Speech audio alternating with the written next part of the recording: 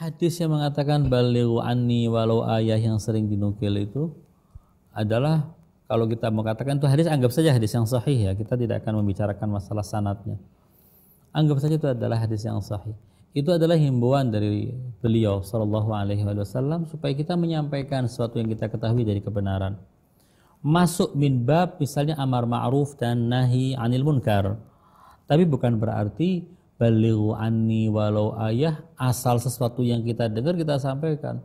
Yang harus kita identifikasi itu anni atau bukan. Anni itu kan dari aku. Aku siapa di sini? Rasulullah. Kalau kita sudah bisa memastikan bahwa ini berasal dari Rasulullah, sampaikan. Misalnya seperti hadis-hadis yang mutawatir yang dari Rasulullah sudah pasti. Hadis-hadis yang sahih dari Rasulullah, sampaikan.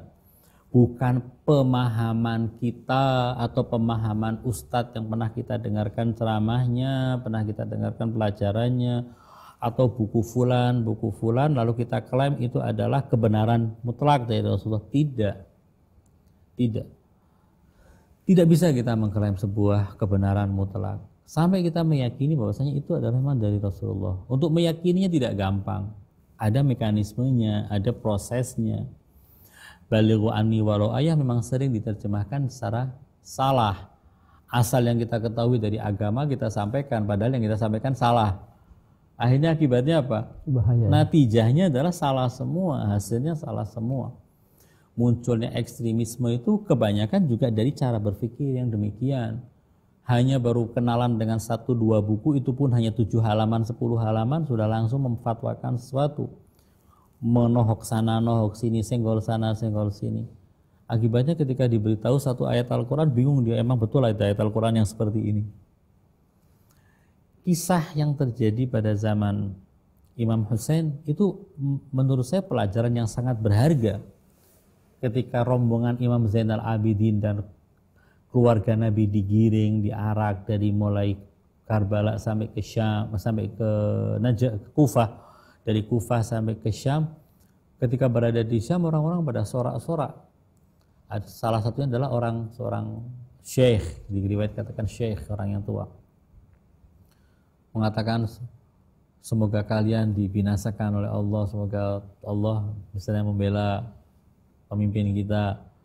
Di situ Imam Zainal Abidin mengatakan, ya syekh, apakah engkau pernah baca Al-Quran? Innama yuridullahu liyudhiba ankumur rijsa ahlal bait wa yutahhirakum tathira. Pernahkah engkau membaca ayat Al-Quran? Qul la as'alukum alaihi ajran illa al-mawaddata fil qurba. Lalu kemudian Imam Zainal Abidin mengatakan, itu adalah kami adalah qurba Rasulullah, kami adalah ahlul bait Rasulullah. Di sini baru orang tua itu tersadarkan salah selama ini pemahaman dia tentang ahlul bait, salah pemahaman dia selama ini tentang keluarga Bani Umayyah. Ini hal-hal yang semacam ini terjadi karena apa? Mudah sekali untuk menerima sesuatu tanpa disaring. Saringan itu dengan apa? Ya dengan ilmu, yang kita harus punya ilmu. Saringan itu dengan apa? Dengan ketulusan hati. Saringan itu dengan akal kita yang Allah berikan pada kita. Ada saringan-saringan supaya kita tahu ini yang benar atau ini yang tidak benar. Jangan semua informasi yang sampai kepada kita telan mentah-mentah. Kita di zaman ini kan lagi ngetren istilah hoax ya. Di mana-mana ada berita-berita. Kalau kita hanya sekedar menerima dari WhatsApp, dari Facebook, lalu kita share ke tempat yang lain, kalau ternyata beritanya itu bohong, berarti kita ikut menyebarkan kebohongan. Dan itu mas'ul indallah, ada perhitungannya di sisi Allah. Satu kata saja yang kita ucapkan, apalagi yang didengar oleh sampai puluhan orang, ratusan orang, bahkan ribuan orang seperti di Facebook. Kalau itu salah, berita yang bohong, berarti kita ikut menyebarkan berita bohong. Dan itu dikecam orang yang menyebarkan berita-berita bohong semacam itu.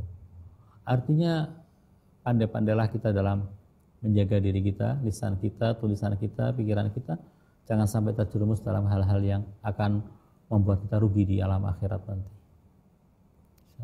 Jadi Ustaz, bahaya yang nyata Ustaz, dari orang yang menyampaikan Islam tapi dengan penafsiran sendiri, tidak merujuk pada tafsir-tafsir yang mumpuni.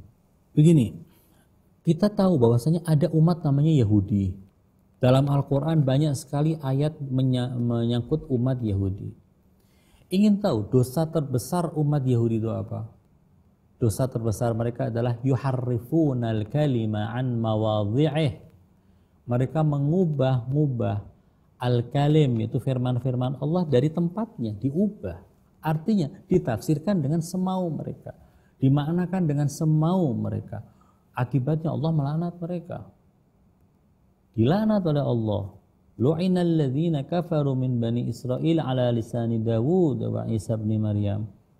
Dilaknat oleh Allah Subhanahu wa taala umat Yahudi gara-gara perbuatan mereka yang semacam ini. Memang si ayatnya mengatakan orang-orang kafir, tapi orang-orang yang sudah mengubah-ubah padahal mereka tahu bahwasanya ini kebatilan harus mempertanggungjawabkan di sisi Allah Subhanahu wa taala.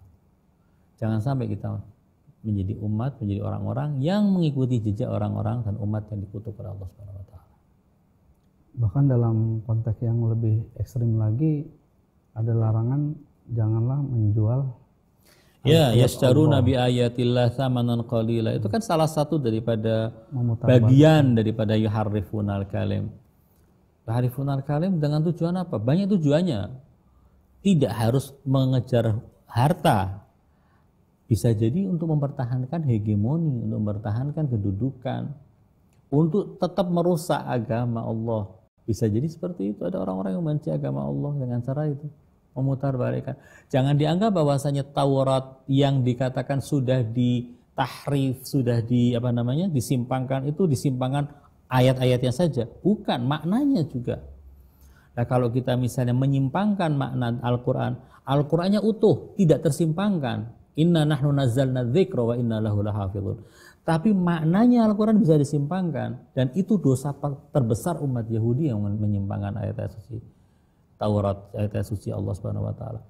Dan itu kalau terjadi pada diri kita, nasib umat Yahudi juga bisa menimpa orang-orang yang seperti ini.